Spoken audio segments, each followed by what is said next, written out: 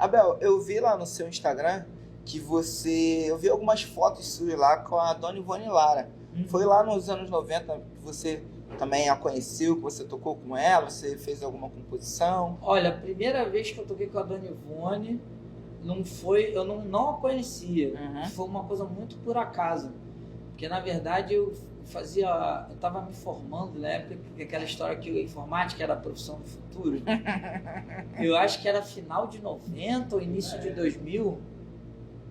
Aí, eu tô falando assim porque quando a gente fala profissão do futuro é que a gente estava entrando no 486. Nossa. Você ainda trabalhava no DOS.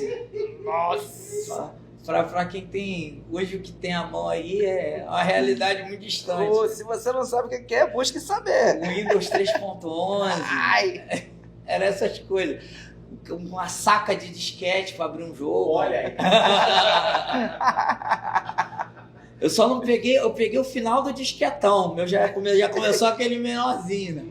E aí eu falei, cara, eu não tenho computador em casa. Pô, isso também é outra coisa, era uma fortuna. Era mais difícil ter computador, ter acesso, ter celular, né? ter telefone fixo, né? Era um dinheiro.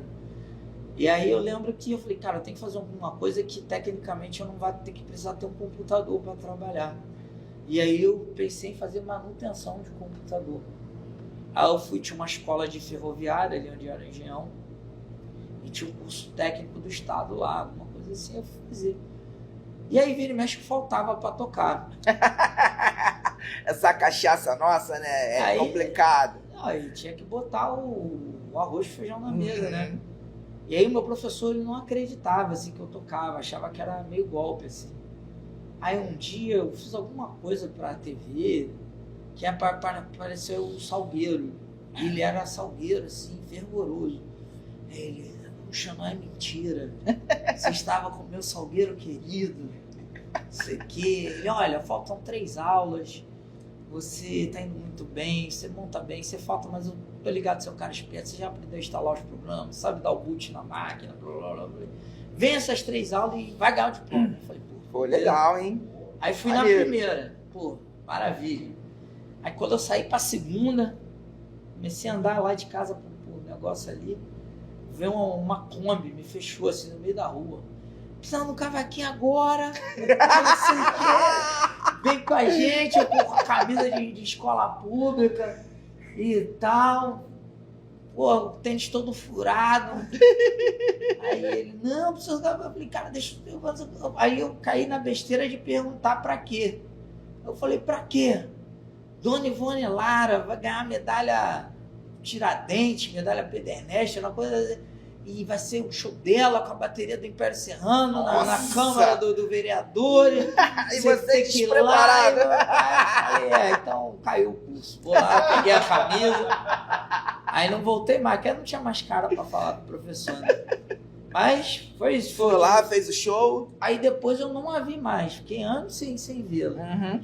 Aí, por conta do trabalho que eu faço lá no Engenho de Dentro, no CAPES Clarice Lispector, um belo dia apareceu o neto dela, o André. A gente se encontrava.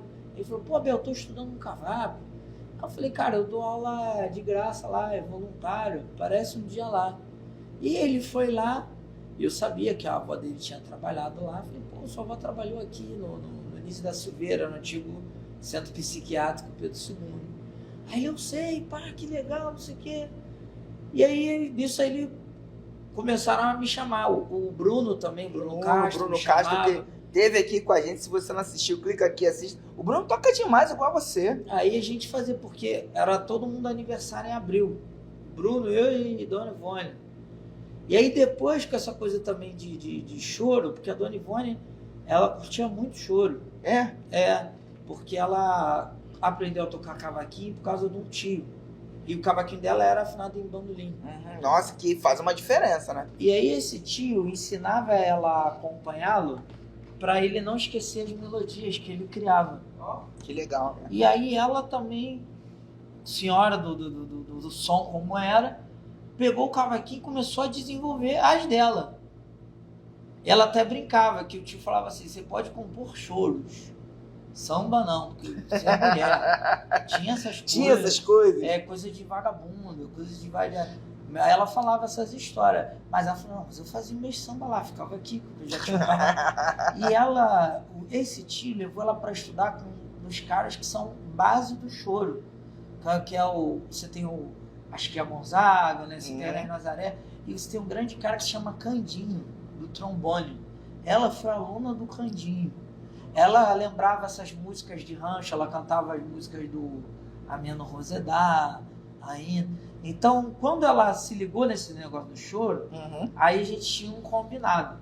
Porque ela fazia umas festas bem legais lá onde ela morava, na vila. Só que ela pedia assim, ó, vai começar a festa, é final de tarde. Você chega com a galera aqui 2 horas. Que aí vinha eu, o André, meu avô, o Siqueira, a rapaziada, porque aí de 2 até as 6 era só roda de choro. E ela falava, prepara as músicas do Candinho. Você toca o nó, dança do urso. Falei, toca, tá tudo no dedo. Né? Aí a gente ficava lá tocando choro, até começar a chegar a galera, os convidados, familiar, mas era um troço que ela fazia muita questão. Que assim, o presente dela era esse. Não, meu presente eu quero a roda de choro.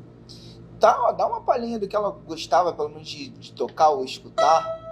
Algo relacionado. Caraca, agora eu vou te falar, o Candinho é uma música complicada. Tinha uma dele que era o nó.